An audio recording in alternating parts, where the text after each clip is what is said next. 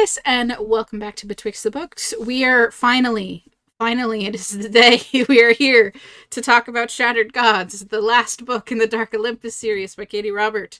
It has only been several years in the making. We have read every single one of these books together, with the exception of the first one. Gretchen did a review of that one on her own.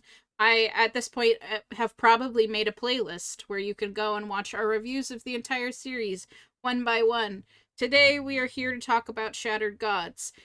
We will talk about the book by itself, but I think we're also, at the end of it, going to talk a little bit about the whole series and our thoughts on it, like whether we recommend the books, how we felt like the series as a whole shook out, that sort of thing. So there will be discussions at the end of this that might have spoilers and things that we're going to discuss, but we'll demarcate when that happens. So if you are just looking to see if it's worth it to pick up the last book, part of me is like, if you've read 9 books, just read the 10th book. You're almost there. But if you are like, do I bail right before the end, we'll give you our overall reviews of this particular book as well. And then if you want our feelings on the whole series, and with some more spoilers and discussions, and that will be toward the end, delineate. But first, Shattered Gods. Gretchen, what is it about? Okay, guys, there have been 9 other books. So, to be very clear, I cannot say what I'm about to say without spoiling the 9 that come before it. So, this is your last warning. Okay. So, at the end of the last book, um, Michaela called that one Rising Action, the book, as it really was just like a cliffhanger into this book. Unfortunately, resolved neither the plot nor the romance. The romance is the one I'm upset about because, I mean, in a series, you're allowed to have a cliffhanger, guys, it's fine. But basically, Cersei has made her way into the city, and all hell has broken loose. The 13 and the legacy families that can are getting herded into the lower city because Cersei has made it known that she is going to kill them all violently with show trials, possibly. She is whipping up the mob. It's like a whole thing. Oh, by the way, have I mentioned Cersei is one of the POV chapters because she's one of the romantic leads of this book? Guys. Yay! Eh. So our other romantic leads slash POV chapters are also Hermes. Hermes, this entire book has like kind of gone from, we have some issues with her character in the beginning to now. This plot line doesn't make sense, but basically it's been revealed in the last couple of books that she has had a plot all along to also destabilize the 13 and replace that and make Olympus a more democratic society. One of the reasons she was spurred to become Hermes, aka a member of the 13 to begin with, was that when she was younger, she was in love with a woman who ended up being murdered. By the way, that was Cersei, which we now know. But Hermes has really complicated feelings about this because she wanted to do this in a bloodless way. She didn't want to hurt anybody. She just wanted to have a bloodless coup. Um, That's the thing she Whatever. wants. The thing she wants. It may not be the thing that she would ever get, but anyway. And so now she's like at this moment where she is struggling with realizing that the woman that she loved has actually been alive this whole time and is alive now, but also that she's like dead set about murdering a lot of Hermes' friends. Surprise third POV and also third love interest in this book is Atalanta, who we have seen throughout a number of the books. She was one of the people who participated in the trial to get the Ares role in the third book. She was working, I think, at one point for Ares. She moved over to Athena because she's like a warrior, essentially, trained to do a lot of badass things with a number of different weapons. And you find out that at some point, or actually, rather, this whole time she's been working with Hermes. Um, Hermes and Atalanta are in love, but they have never acted upon that. It's kind of like a thing where they vaguely know that it's going to happen, when it's all over. Um, so, as you can tell, there's a lot of complicated heart feelings, there's a lot of complicated political feelings, moral feelings. Um, And also, like, Olympus is on fire. The crowds are rioting. People and characters you know very well will die. It's a time. And somehow has absolutely zero tension, which we're going to talk about. Um, just giving away the goat. Um, yeah. I really loved this series at the beginning, and I think at this point I'm like, you can skip it. not just this book, but like a lot of this. I'll be like, you can read. Like if you want to read like the first couple, those are good. I enjoyed those. But at this point, is it worth it to read a 10-book series? I don't think so. And we'll talk a little bit more about that. The ending, also not a strong ending.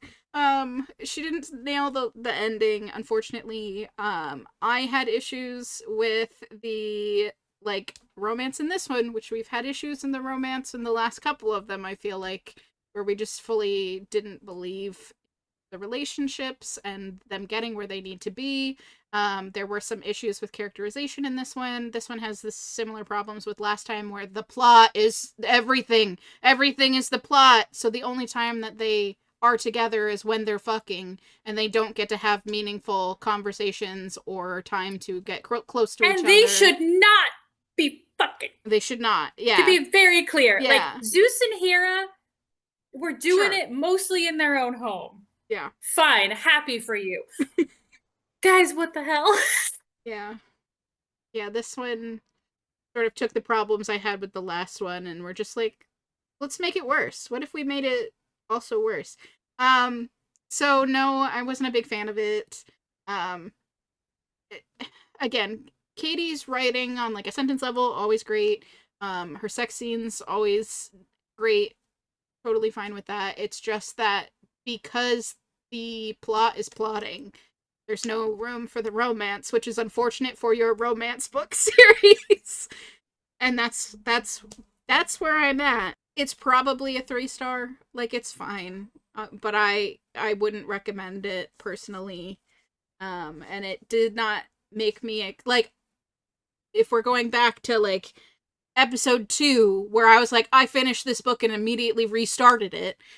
That's not where I'm at this point now in the series. I'm very far away from that person. I miss her. So that's where I'm at with this one.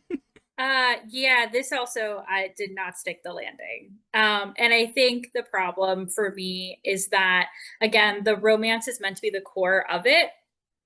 And I do not mind a villain redeemed. I do like those stories. I do not mind a messy, complicated relationship where two people's ideas are diametrically opposed, but they have a history that draws them to each other. All of these things individually, I'm fine with. They're not dealt with properly in this book. And again, it's because the plot is plotting. But the second Cersei is introduced as a POV character, you are aware that she must de-villainize in order for this book to have a happy ending. And when for most of the book, if not all of the book, Cersei is still being presented as the big bad, who then Atalanta and Hermes are sleeping with. And you're just like, what is happening? Because there's no tension in this book now. Because what is I know this arc essentially, like there is no arc for this villain now.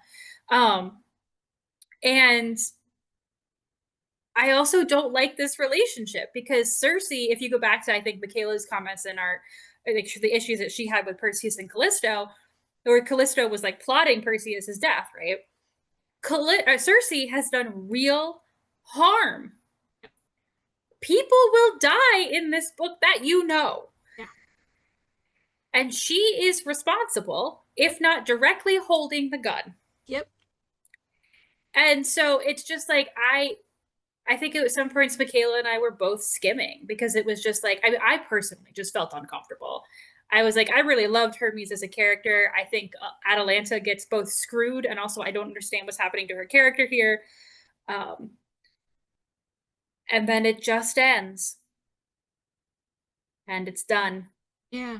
Huh? 10 books! 10 books. 10 books for huh? Yeah. Guys, the beginning of the series was so beautiful. I too missed that moment. Yeah. I missed that time. We'll start here with which the fact is that like the last book and a couple of the other books in this series, we didn't fully buy into this relationship.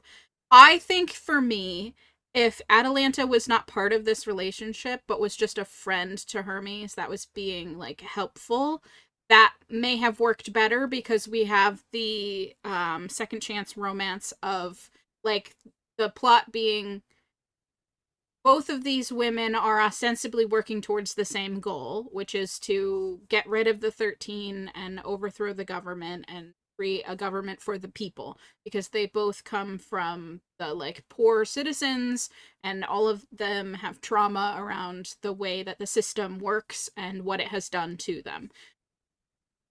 One's trying to do it bloodless, one of them is very actively hurting people, and that story could be you need to remember what love feels like to remind yourself that other humans have value, because Cersei has been removed from this situation for so long that she doesn't actually like have any stakes in the game with the people who are currently there. She has huge issues with the old regime because those are the people who did most of the hurting. But at this point, most of the people who held power and were doing that harm have switched to characters that we have watched fall in love with other people, and therefore we care very much about them, which we'll talk a little bit more about. But there is like a plot there. I can see the plot. Like I can see where it is. And then you add in Atalanta and it's like, for why? Why is she involved in this? She has no relationship with Cersei previously. She is in love with Hermes, but they aren't in a relationship. They're just working together. So it's like an unrequited love that is requited, but they never made any moves about it. And then by reigniting things with Cersei, Hermes is actively harming Atalanta emotionally because she thought that she had moved on and she didn't, and now she's feeling left out. But again, it's fine, they become a trio. Like, it doesn't make sense for these characters. Like, it doesn't make sense for Atalanta to want to be in a relationship with Cersei based on the actions that she's taking currently, and that's the only interactions that she has with Cersei up until this point. This is not like they were all friends back in the day and they lost one of their trio and now they're getting back together to be a trio. It was very much Hermes and Cersei. Then Cersei possibly died, or Hermes thought she died, and then it was Hermes and Atalanta against the world, but they never actually got together. And now Cersei's back. Like, it doesn't work. It just, the dynamics don't make sense. And again, because the plot is so strong, they don't have time to build actual relationships with each other. It's all built on being told that they're sexy, I guess. Like, Atalanta being like, she has a magnetism to her, does not make sense to me. We don't see it, and it doesn't make sense to me. Anyway, like, there's just no romance in this romance book. There's just... And if you read the acknowledgments, yeah, which I did because, again, the acknowledgments actively harmed me in the last book, so I read them for this one. You actually learned that originally when this book was planned, Atalanta was not in the mix. yeah. And Katee made that decision later. So that must mean that there was something about the way that it was written previously that didn't work. Mm. And this is apparently the result. Version. Which, again, there is no space for Atalanta to ever see Cersei as anything other than an adversary who, by the way, has actively stabbed her. Yeah. Her. She is healing from the stab wound when they sleep together. Explain. Explain. And she's so, like, just when so you are sexy. When you are actively, and like, part of the Atalanta realizes that she thinks that she's sexy also on a phone call. Does she know how to do voice hypnotism? I don't understand. I don't. It doesn't. I don't. And again, it doesn't mean that this could never have worked. Yeah. But in order for it to work, there had to be other plot and or other less plot, more romance plot. And also, like, for Cersei to, It cannot be Cersei was harmed once by this one guy, and that gives her the right to act out her trauma on other people, right? Because again, there are so many people being actively injured or killed Yeah. in this book. And so like I'm not going to excuse Cersei, right? And I don't think Atalanta ever really does. No. She's just like, we all sleep together now, and I don't trust you and I don't like you, but like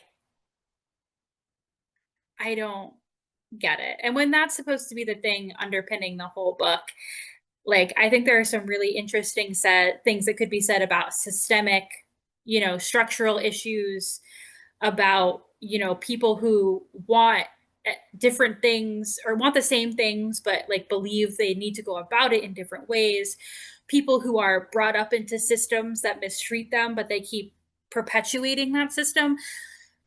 There's a lot of that here. Like it's here and it's interesting, but I cannot focus on it when I really, really, really want them to stop kissing in a romance novel.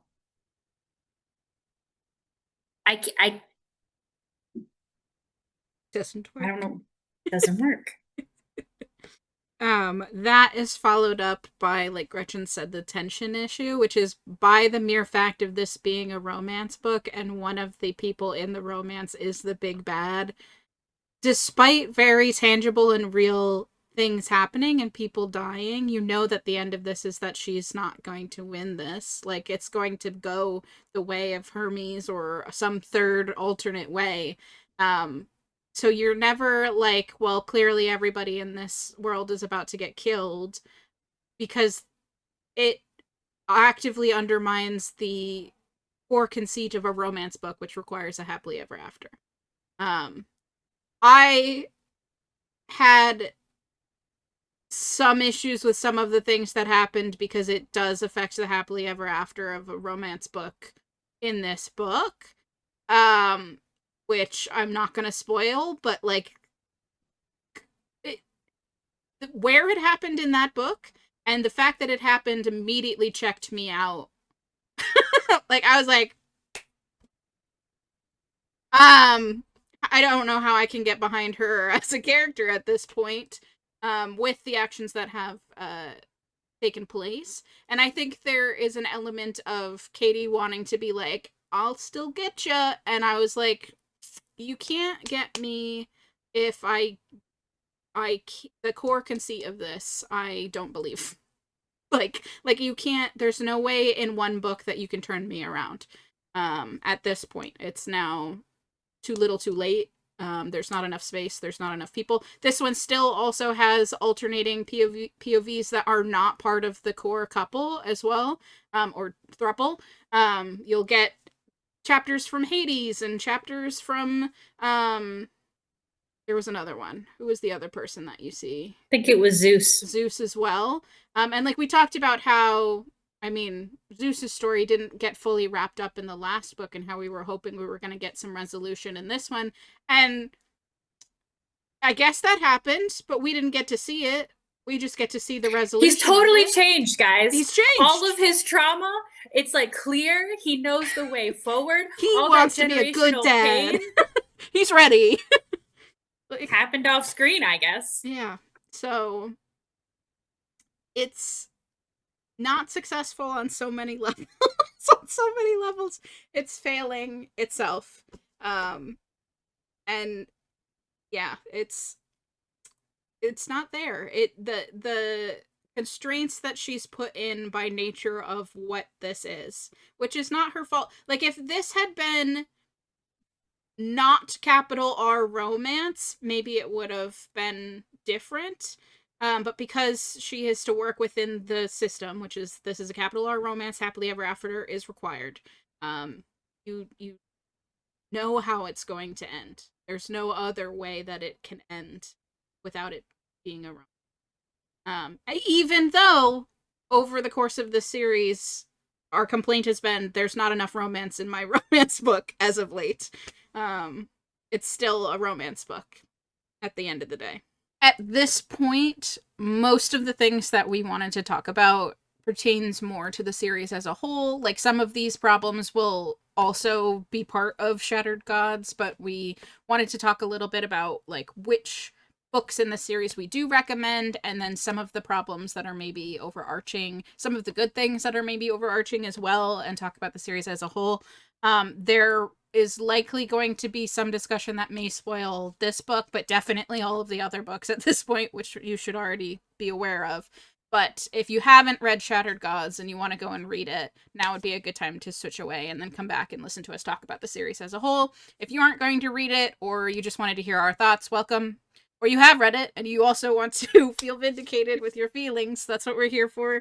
We're going to chat a bit about it, but I think we're going to start off by just yes, no, may being the books in this series so that you get an idea of like what we liked overall, since it's been so long since these videos have been coming out. All right, so book 1, this was Hades and Persephone. Yes.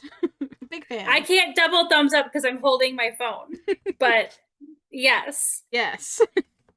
And then came Electric Idol, which was Eros and Psyche. 17 thumbs ups. Can't thumbs up that one enough. That one's my favorite in the series. Yeah, 100%. This was the one that earlier Michaela mentioned that there was a book that she finished and then went back and immediately read again. Yep. That was this one. Yes. Just to give it its props. Then you get Wicked Beauty, which was Helen, Achilles, and Patroclus. I would say yes. Yes for that one. Even though it was not a trope that I personally enjoy, still solid book. Definitely. I think this one is a strong contender for my favorite in the series. I really appreciate Helen. You know, it really would have been, I think this was one of the books where it was a really good, like, mixing of the tropes, because normally Helen is just like the most beautiful who like men fight and die for, and in this one she like becomes the leader of the warriors and is like and I was like, yes girl, yes. And I did like the Achilles Patroclus like dynamic as well. Yes. So yeah, this one's quite possibly my favorite. Okay, so book 4 was Radiant Sin. This was Apollo and Cassandra.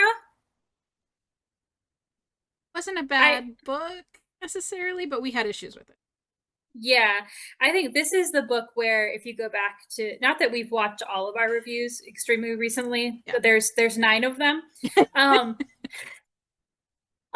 This was the one where we said, was there romance here or was there just plot? Because this book was definitely one where it was like the romance existed to facilitate this plot point, which was the revelation here that there's an assassination clause among the 13, and that they can be killed, and like whoever kills them replaces them, which starts to like destabilize Olympus.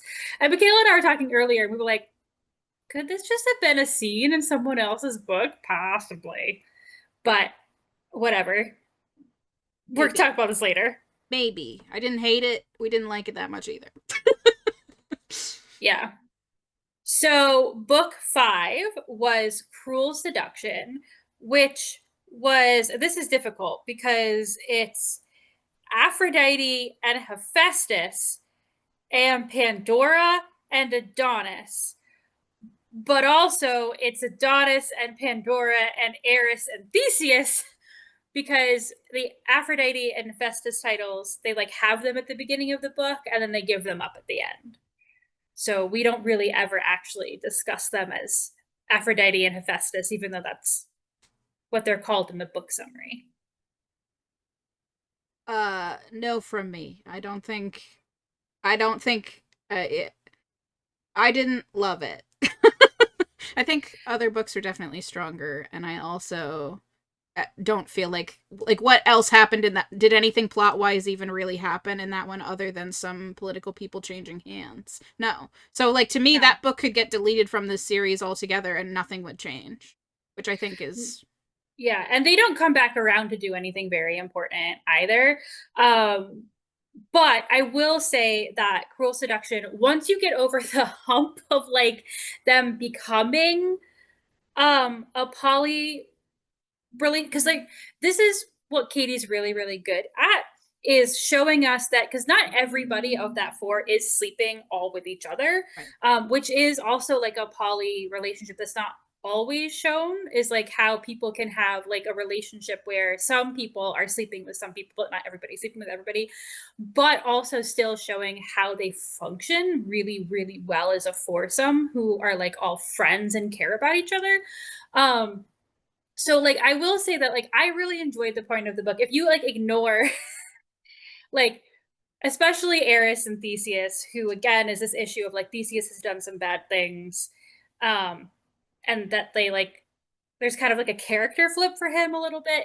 Like if you kind of just like go da da da da da da on that one, like the part where they are all together is really fun and really lovely and a really wonderful relationship where every single person has a part to play. So I think in terms of books that at least have like a solid like romantic Yeah.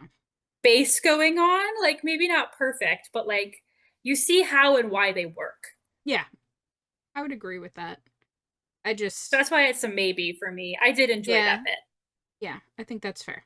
That's fair for me. Um, so book I'm already losing track of the numbers, guys. Book 6? 6 is Midnight Ruin. That is Eurydice, Chiron, and Orpheus. Maybe again, like again, I feel like this one could be deleted and nothing really important is going on overarching plot wise. I do think that the relationship was good in this one, but mostly because those relationships were built up in other books. So we had a foundation when we went into it to sort of like know what was going on. This Yeah. one had a like redemption arc for Orpheus, which I thought was funny, and it let us talk about puppy play, which is always fun. But yeah. And we already, like you said, we already knew that Chiron liked Eurydice. So like otherwise, like the speed with which they get together would kind of be like, ah, what's happening here? Yeah. I think Um, a lot of the heavy lifting is done by previous books' interactions with these characters together. yeah, which helps Yeah. in a book where multiple people are falling in love with each other despite a variety of different like back like relationships previously. Book 7 is Dark Restraint, which is Ariadne and the Minotaur. Hell no. Big thumbs down. Multiple thumbs downs on this one. Oh my god. I can't even I actually so I just brought this up because I'm looking at our the review that I wrote when I like rated this. And it's just Michaela and I were so shocked by this book, we talked about it for 40 minutes.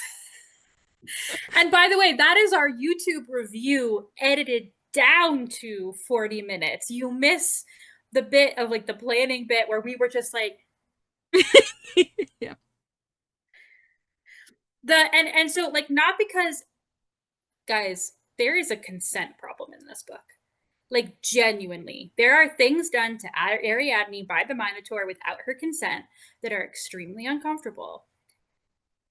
And it is so out of character for Katee. Again, there was just a whole part of the planning call where we all just went, Yeah, I was gonna say like if our issue with these last couple books has been that we don't understand like why these people are getting together, our issue with that book was these people should not be together, which is very yeah, different. Like I don't understand why they're together is very different from this is actively a toxic relationship and they should not be a couple. yeah. I mean, if I could delete one of these books and scorch it off the earth, it would be this one. Yeah. Like it wouldn't even be a question. Yeah. I this book is they also never come back again. We can now say with firm knowingness, Yeah, yeah. they never come back again. No. So It was really why were they pointless. there? It was really pointless, yeah. So book 8 was Sweet Obsession. This is Poseidon and Icarus. Our tag for this on our YouTube video was cute but pointless. So I will give it like a It's definitely a maybe. It no issues with the relationship there. They were very sweet together. Again, did not really do anything other than move forward some of the plot stuff, but those could be chapters in other people's books. Because again, they leave, and while Poseidon shows up, I think, for like one interlude in one of these later books, just basically to say, I'm resigning, bye.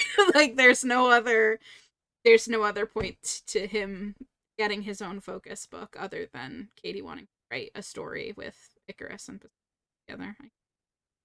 Yeah. Although I will say, I mean, because there was not any plotting, they got to have conversations about It's their true. mutual trauma. That's true. I did believe in So their relationship. Like their relationship of these latter books, I think I had the strongest belief in this one, like as its own thing, being characters we haven't interacted very much with yeah. before that point. And then book 9 was Tender Cruelty. Can I do like this? Is this like a yes, Halfway maybe? between yes, maybe, perhaps. Because, like, again, I wanted this book for so long and I was vibing with it up to the point where it just never had a satisfying ending because, as Michaela said, it was rising action, the book. Um, and like I was vibing with like, I hate you, but I really want to like sleep with you and like whatever. Like that was fine for me, but like that had to have some sort of emotional come to Jesus. Yeah. And it never did. So I liked it, but I wanted it to end differently. As opposed to Shattered Gods, where I didn't like it and I wanted it to end differently.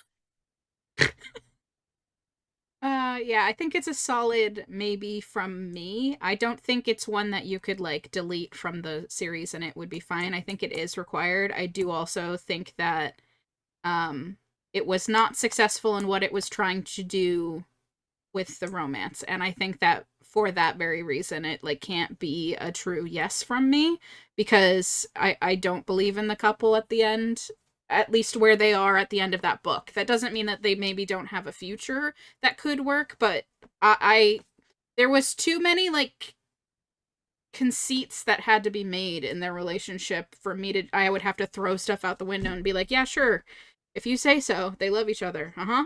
Okay. And it's just it didn't feel like a romance to me. So it's a solid maybe. It's not bad. I don't hate it, and the plot stuff was interesting.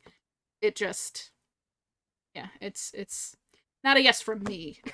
But I mean, it's not a full yes from me, yeah. but it's like if you had to ask me in these later books which one I enjoyed reading the most, Yeah, that's fair. for the most part, it's probably Tender Cruelty. That's fair. And then Shattered Gods. um Probably a no from me.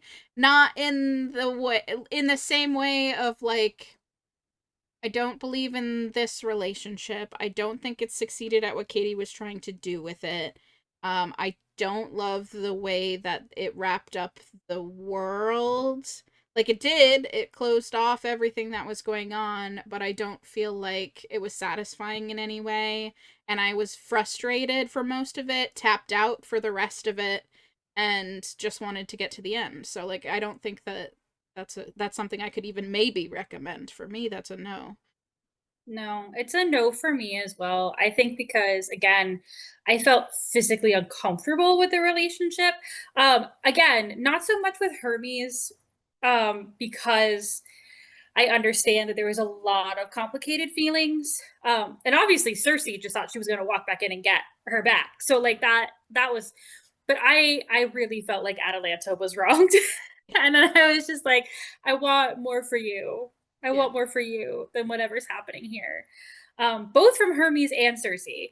Um, and then it didn't wrap well, I felt. And we'll talk about this a little bit like more, because we have to at this point, because it is the conclusion of the series, talk about how it ends. Um, but it just kind of literally la la la's everyone off stage. Yeah. Yeah, yeah. And it's like, hello? And then yeah. Yeah. Like, I literally don't know where any of the couples that we love went. Yeah. Are they safe? Persephone is very, very pregnant with twins. Like, where are they? Are they okay? Like, I feel like this is something where she'll probably do like an epilogue or something as like a short. Um, but I'm just like, where we know that Cersei is now taking out the Russian mob. And they have plans for their trio to go just fuck with some billionaires and steal their assets and maybe kill them or something. I don't know. Which objectively, I'm happy for them. Good for them. Yeah. I really did like that where Cersei was like, yeah, I really tried to like bake cookies and shit. And then I just decided to wipe out the mob problem here. That was very Cersei. Yeah. I fully believe that you could not get the happily ever after if we just get a white picket fence and live in this house now. Like, that doesn't make sense for these characters. Yeah. That's rough. Yeah. We didn't mention it, but at the beginning of the book, Cersei kills Eros, which we know is my favorite himbo that ever himboed. I love that man. And he gets killed, I think, in chapter 3, which when that happened in this book, I went, you can't call this a romance series anymore because you've just taken away somebody's happily ever after. Now, that is undone in that he was just gravely wounded. We assume he's okay and is being sent out of Olympus. But aside from being shown in one scene where he's like in a bed, like half dead, we don't get to see how he heals, what's going on there. And if he had been killed, aside from the fact that that takes away the happily ever after of a couple, which is required, we also were not from a POV character who would have been super greatly affected by that. Hermes is affected by it because she's friends with Eros, but both of us were like, I didn't think she was that close with Eros to be like really swayed by that. Eros was like 8 books ago. Yes. I do not remember who his friends are. Yeah. And also, what I do remember of Eros's books was nobody wanted to be friends with him because he's a cold-blooded killer. He's out here murking people, so he didn't have friends, really. So, yeah, and I mean, obviously, it's been a year in the book time since then, so he's made friends and been rehabilitated, is I think the words they use. But, like, that really took the wind out of my sails and dropped the floor out from under me from wanting to have anything to do with this book. And then that trend continues with us not really getting to see anything from any of the other characters unless they're I don't know, like trying to do political deals with somebody still. Like, you don't get to see where they go in the end, if they get out, where they go, what's going on. Like, it doesn't feel like there's a happily ever after for those folks. We get the post-credit scene for the people in Shattered Gods, and that's it. And I feel like for a series end, we should also at least have a solid idea of where those folks are going, even if we aren't getting, like, actual scenes. Well, and specifically because this book ends with them getting chased out of their home. Yes, yeah. And there are like allusions in one of the interludes where Hades is like, oh my God, I can like see it, like a compound where all the sisters can live together and like have gardens and shit. And I'm just like, okay, that might work for the sisters, but Callisto is married to Zeus. Persephone is married to you. Eurydice comes with 2 other people. And Chiron has worked with Hades, but like, and you know what, if you bring along Zeus's sisters, I mean, Eris is in a relationship with 3 other people.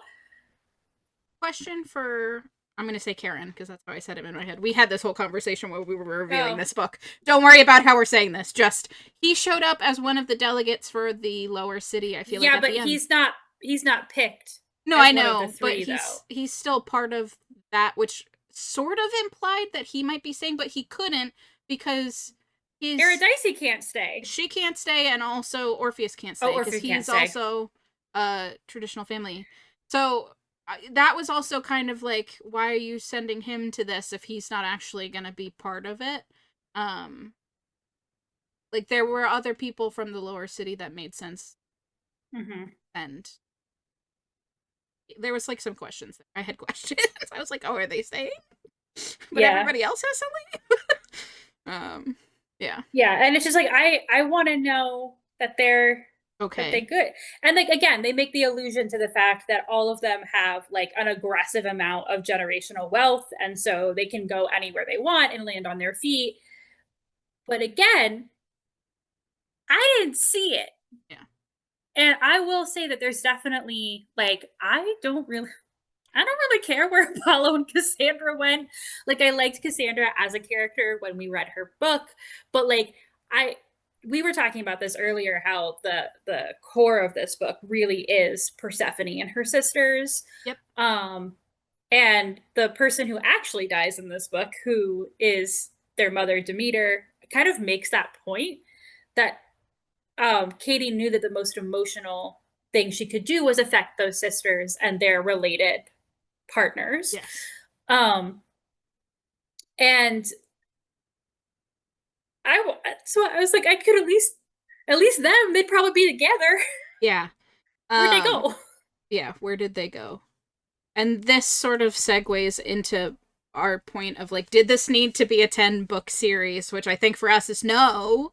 And it also like is kind of obvious that it wasn't meant to be this long when she thought of it in a couple of different ways, and that the first 2 books definitely, 3 books probably, maybe even a little bit further, those were very clearly myth retellings. Like they were the myths but with a spin, whereas I feel like these much later books aren't myth retellings, but these are also characters from Greek myths that I'm shoving together with each other, because some of them I don't think interact with each other in their actual myths necessarily. It was just kind of like, who can I pair up with who? And when you lose the like playful twist on the original myth, in order for this like large overarching plot that's going on to actually take center stage, it lost something for me. Mhm. And maybe I'm wrong, because again, I know there was still bits and pieces of the actual myths like used when it was appropriate, but those first couple books were like, no, this is the myth, but we're doing it with a like weird politics mafia city universe. Yeah. I mean, Apollo and Cassandra's book is absolutely where that starts to fall off in a number of different ways. First of all, Yes. like we said, it's the one with a little bit like too much plot for the romance. Yes. And also, it is again that Cassandra knows something that nobody else believes really, like but Apollo. Right. Um and I mean in that way gives Apollo and Cassandra a happily ever after, which of course they don't get. It's not how the myth really Yeah, goes. yeah, yeah, yeah. But like that's what I mean. Like that one is more. It's like more conforming to the myth, but giving it a happily ever after, as opposed to like what I was saying about like Helen, who is like given the twist of knowing that she's pretty and but demanding something more, or Eros being an assassin. And then Hades, I mean, is like the most traditional like kink romance book where it's just the underworld is his sex club. Yeah. Like again, those early books at least I felt like were playing at it. And then there's Yeah. these later books that are just like, nah, they're just also Greek characters and we're gonna make them kiss like they're Barbie dolls. Um, but then also as we did when we went through it, there were several books in the middle there that could be completely deleted because nothing consequential happened overarching plot wise.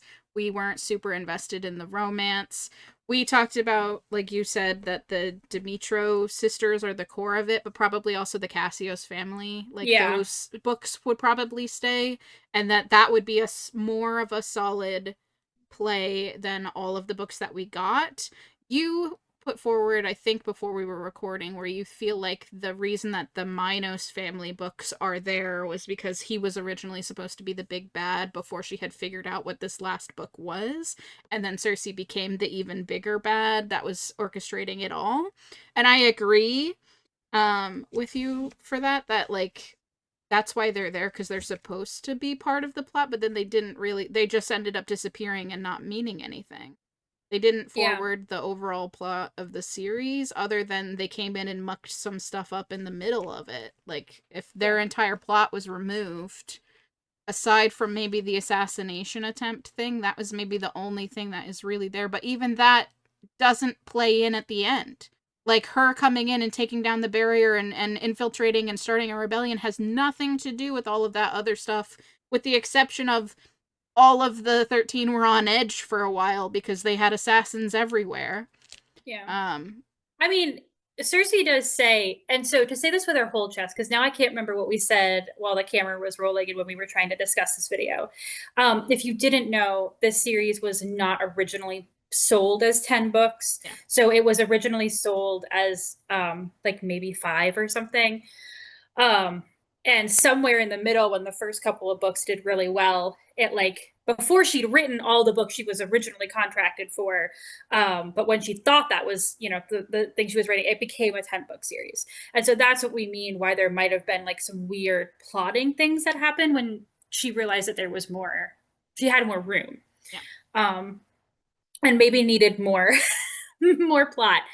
Um, but Cersei does say that like the entire point of like trying to get Theseus in as Hephaestus was because the barrier is controlled mostly by the Hephaestus people.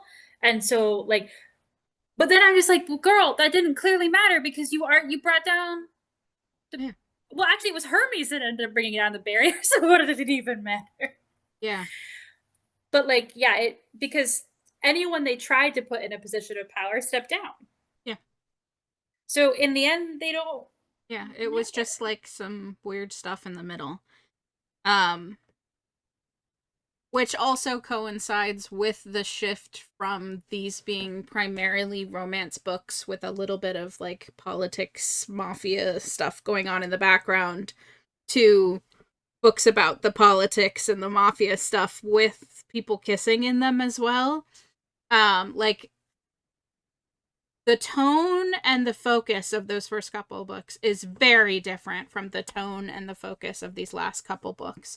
And it isn't even just like, oh, that first book is a kink book, and then none of the other ones are as kinky as that one, with the exception of maybe the one that included puppy play.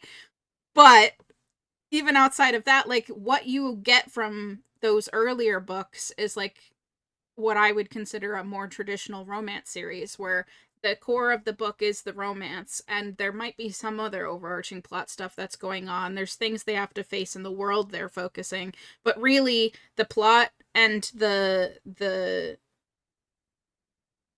heart is all in these people getting together. Like, them not getting together affects the plot, it affects everything else that's going on. Whereas these later books, it's very much more the plot is going to plot whether these people kiss or not. They're just also kissing in the middle of a war, and we're confused as to why they're kissing right now, especially when they're enemies, and like, what's going on. It like lost its heart, and part of me wonders if it was pushed out too quickly, because on top of being a long series, it's 10 books, this came out with like 2 or 3 books coming out every single year, on top of Katee writing another series, another trilogy, and she does like Kickstarter indie pub stuff, and she did like little novellas and things that came out following other characters in the world. Like, Katee writes so much, and part of me is like, you needed more time to cook on some of these, and they may have been better if that had happened, instead of just like constantly reworking and trying to make things fit, and then it you lost the heart of all of these books, which is really supposed to be the romance. Yeah. Because yeah, it's every part of the plot in those first couple of books, like the first 3 books, Hmm. is not only integral to like character development, Mhm. but also the development of the Yep. relationships. So like the whole thing is that like Persephone is trying to escape an arranged marriage to the evil Zeus. And so she flees to Hades, and Hades has a thing where like he's never really been accepted by the upper city. And so like it's their lives are enmeshed in the politics, but like their relationship is like also evolving within it. Yep. Same thing with Eros and Psyche. Yep. You know, Psyche's trying to escape her owner, like this whole thing. She ends up in an arranged marriage with Eros, and then again, like I said, Helen is in the Ares trial with Patroclus and Achilles. Um, and so like they make plot happen, whereas in the later books, plot happens to them. Yeah. And it detracts from even just individual character development, let Yes. alone the development of the relationships. Yeah. And I just have to say, because again, I said this I think off camera, and I'll just say it now. I think there are some incredible things to be said in this series about the difference between like systemic problems and like, there are members of the 13 who think, well, I'm going to be better than my father or my successor, and therefore I'm going to make it better. And Cersei's like coming in from the back, and Hermes and some of these other people to a certain extent, like, okay, it's great that you want to be better, but like if the system is broken, there will be someone after you who will exploit that, right? And so there's a really interesting tension there, um, about a lot of different types of like trauma, and what it means to be like complicit as well. Because again, Cersei's whole thing is that she's mad at people because there were people who did things to her and people who just knew they were happening and didn't say anything.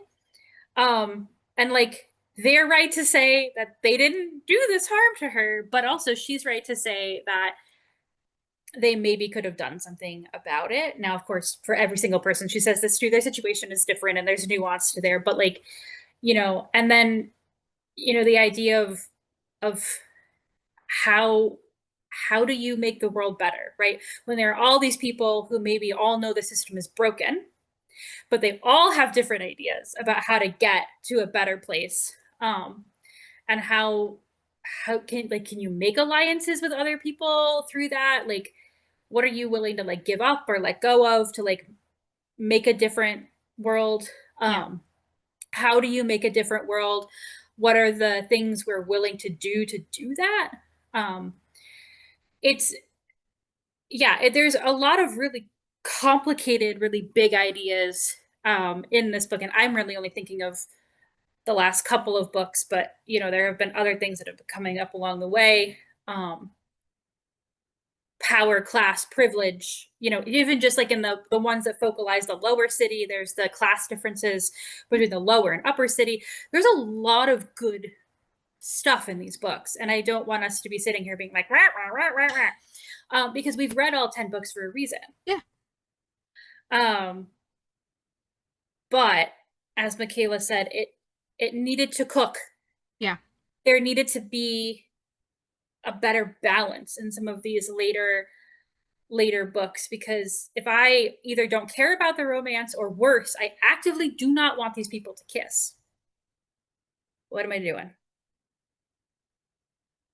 Yeah. I think that was a lot of where my frustration came in with these, especially these last two books, was that everybody was like making all of these political moves to the same end. I'm like, you want the same thing. Why are we backstabbing each other in order to do it? Like, you just need to have a conversation. And either they were like kissing each other when they should have been having a conversation about what their goals were, both as a couple and for their titles and for the city. Like, we've spent every single book inside the head of somebody who's either really close to one of the 13 or in one of the 13 themselves, and all of them without fail say something along the lines of, I care a lot about my people, I'm trying to make sure that I'm doing better, these are the things I'm doing to improve the lives of my people, I hate this politics stuff, why do I keep having to do this politics stuff, like they're just gonna backstab, they're gonna make an alliance, I need to make sure I stay ahead of them. And then you get to this last book where there's people being like, I'm gonna kill them all for the politicking that they've done.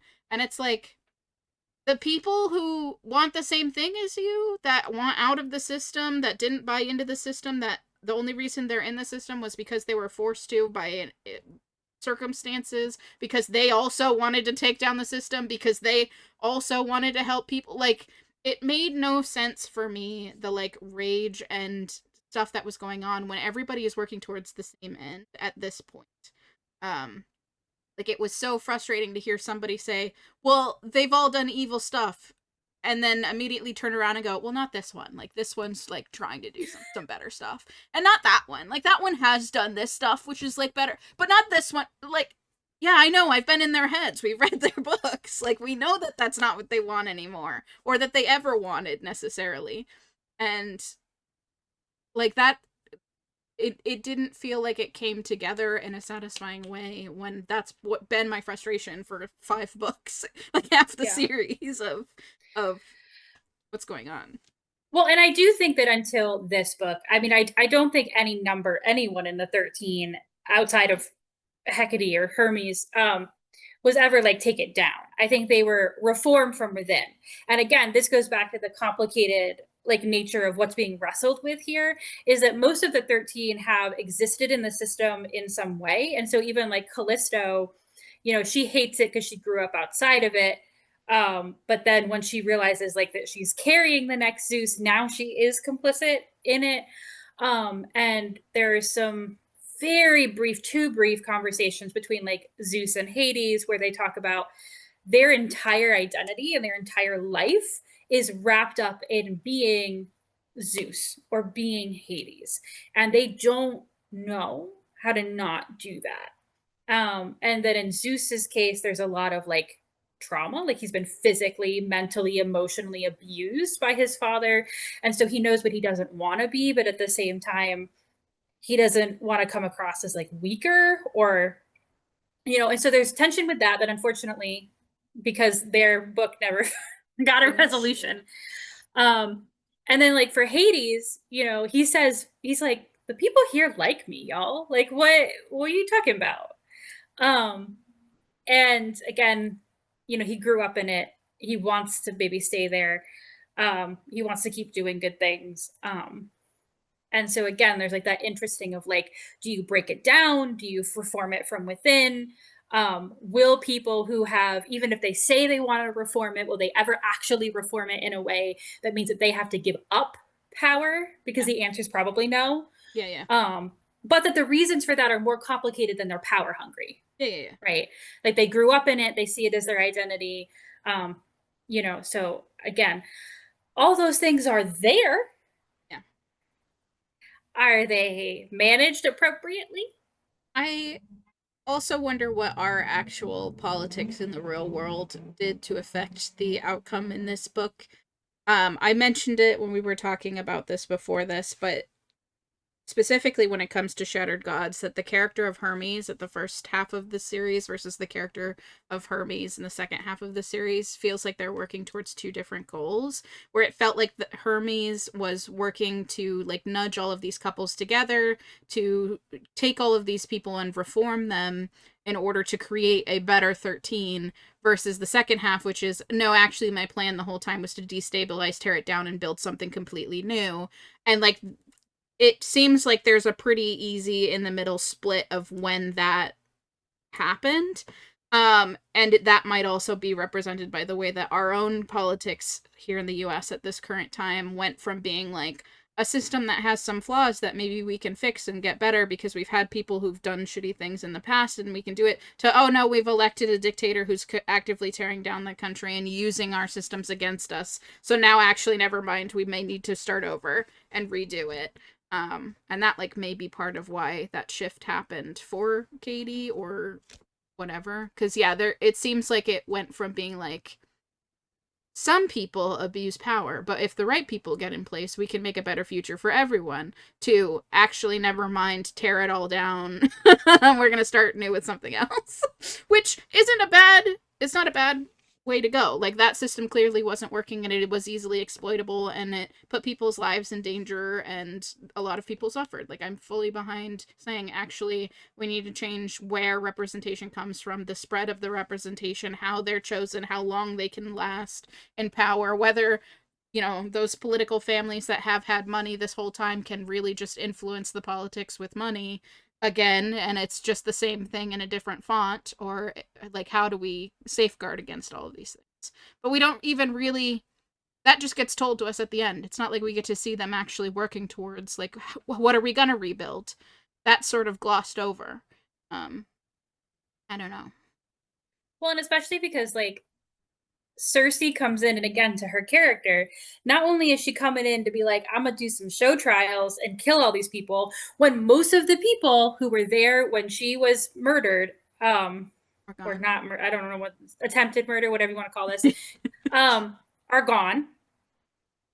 And so again, I mean, it does speak again to the issue of systemic versus, a broken system remains broken. Even if there's like a good person in there for a little bit to paper over the crack. Um, but like, and then she's like, yeah, so then what we're gonna do is I'm gonna install myself as leader. Yeah. Because And I know what's right. Hermes is like, Oh. what? What? So you're gonna replace 13 people that you're calling dictators with one queen. And you're calling them dictators for mercilessly killing people while you mercilessly kill people that had nothing to do with anything. And yeah, you're just the same as them. You're doing the exact same thing as them, except you have all the power at the end of the day with a puppet beneath you, fake voted for system. Yeah. Yeah. I don't know. I still trust Katee because both of us, if you didn't know, we have read so many Katee Roberts books that we have absolutely loved.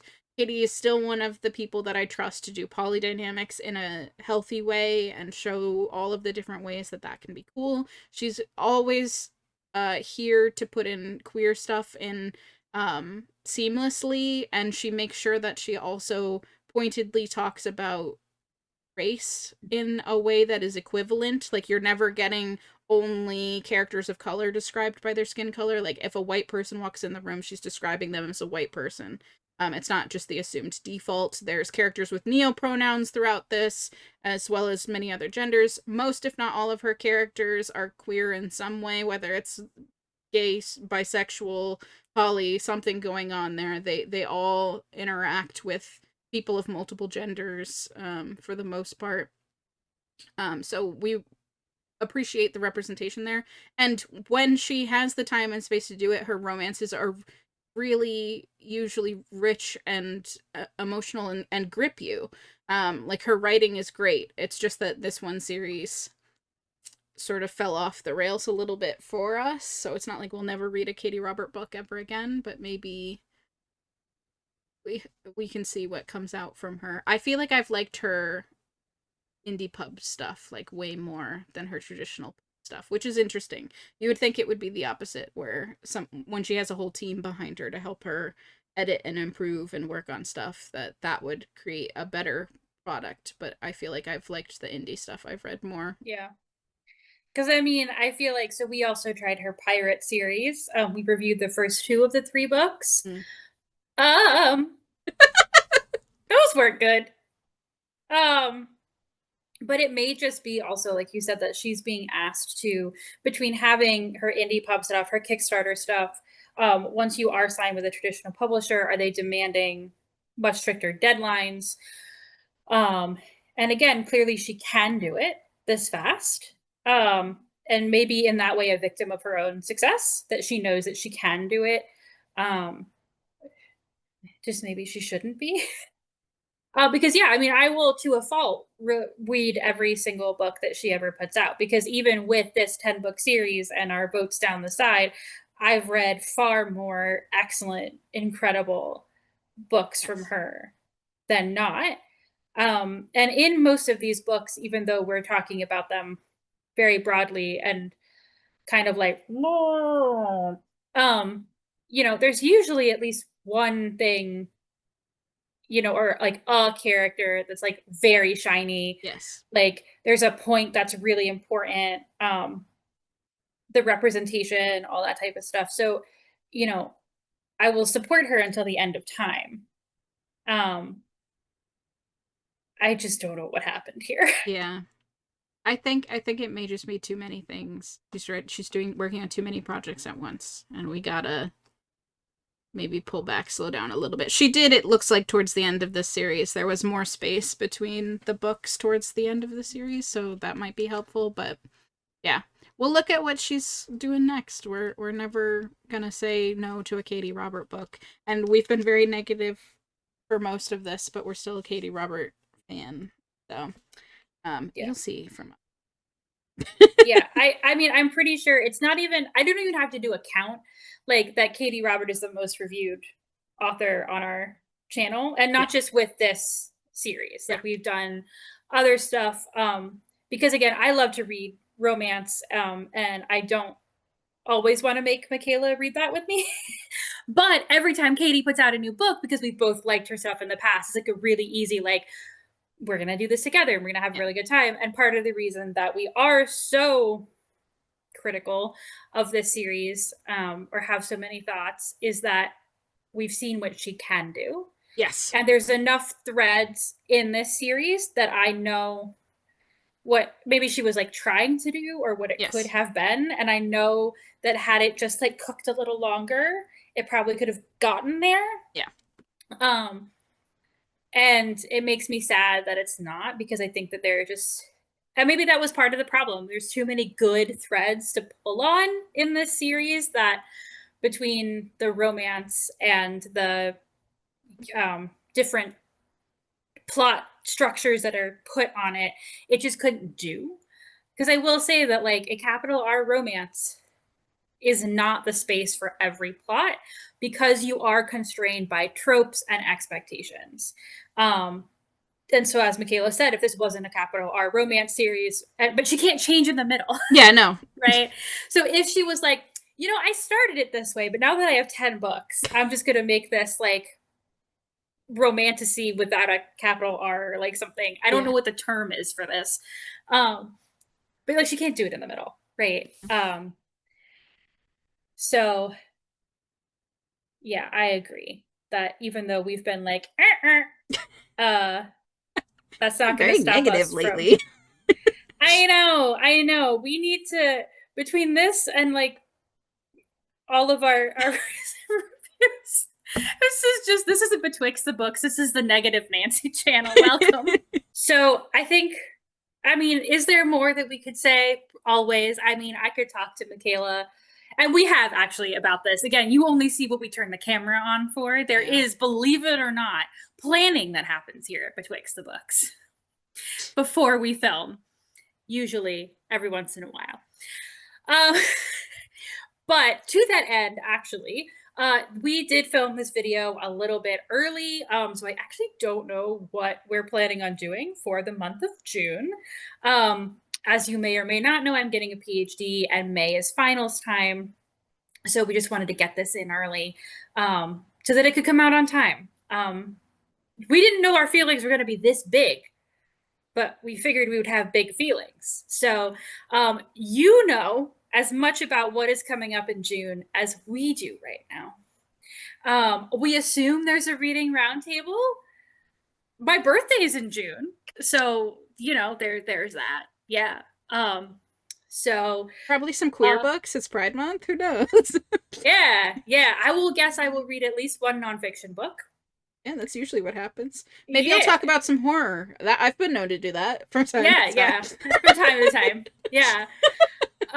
So we hope that you've enjoyed this. Obviously, you do not have to agree with us. If you have also big feelings that may be similar or different from ours, please feel free to join the discussion below. If you do include spoiler information, just put that in the front of the post, since we did try really carefully to be very clear which parts of this video people who didn't want to be spoiled could watch, and which points had spoilers. So please do the same in your comments.